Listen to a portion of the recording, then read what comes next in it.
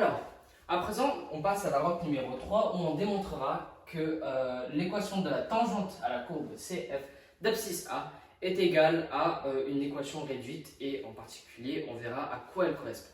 Donc, on va d'abord déterminer ce qu'est une tangente.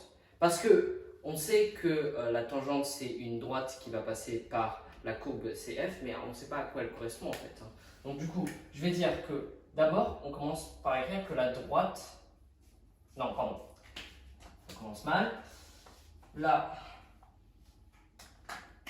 tangente à la courbe représentative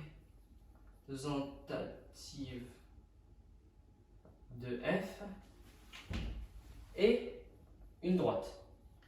Et là, c'est quand même pas mal. Elle admet comme équation réduite une équation réduite, souvenez-vous, c'est toujours une équation qui s'écrit sous la forme y est égale à mx plus p, où m correspond à la pente, soit le coefficient directeur, et p correspond à l'origine, l'ordonnée à l'origine. Donc, aussi, on va aussi dire que mon coefficient directeur, le coefficient directeur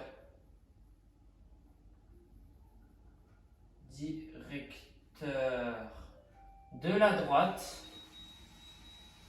est égal, m aussi, qui est égal aussi à f' de a, souvenez-vous.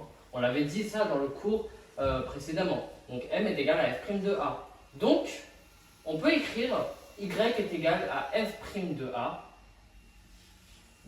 fois x plus p. En ce sens, ça va. Mais aussi, on avait le point A. Le point A qui est d'abscisse A et d'ordonnée f' de A. Pardon. Donc, je vais l'écrire. Le point A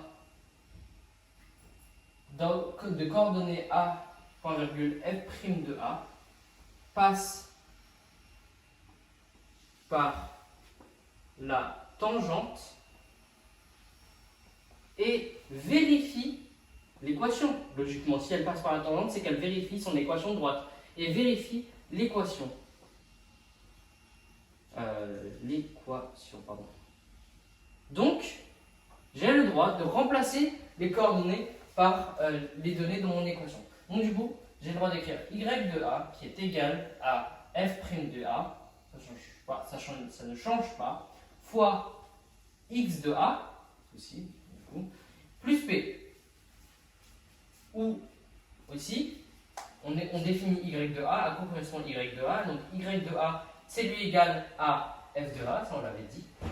Et x de a correspond à a, tout simplement. Ainsi,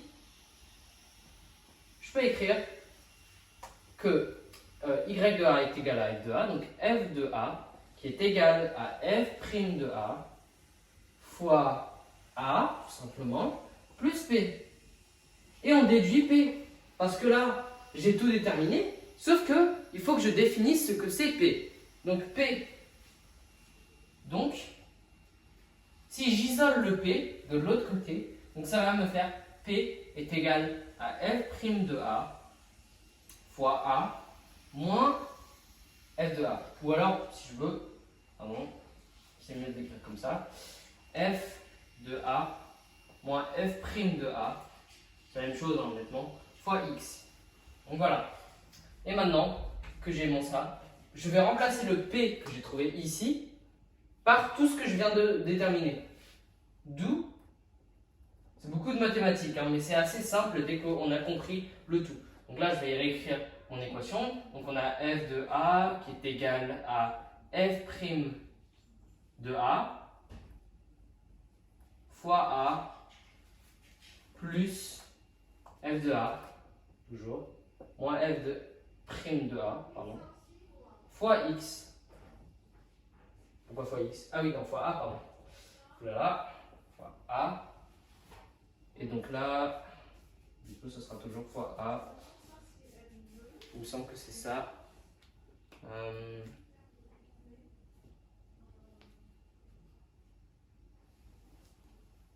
Ah non, oui, pardon. Excusez-moi. On peut remplacer en fait le f de a. Là, je vais le remettre sous la forme y. Et donc, du coup, le x aussi, bah, je vais le remettre sous la forme y aussi. Donc, du coup, à la fin, j'obtiendrai tout ceci. Et là, qu'est-ce que je fais? Je vois un facteur commun. Vous le voyez aussi comme moi. Ce facteur commun, c'est bien sûr f' de a. Et f' de a, donc, je vais passer par la factorisation. Ce qui fait que, du coup, j'aurai y est égal à f' de a, facteur de x moins a. Donc, x, ici, on aura le moins qui est là, moins a qui est là, plus f de a, toujours. Et donc là, j'ai dit que je passe par la factorisation. Factorisation de f' de a. D'où le fait que mon équation de tangente est égale à tout ceci, avec y est égal à f' de a, facteur de x moins a, plus f de a. Et ça, on l'avait déterminé dans le cours. Enfin, on avait dit que c'était égal à ça, mais on ne savait pas pourquoi. Et maintenant, on sait pourquoi.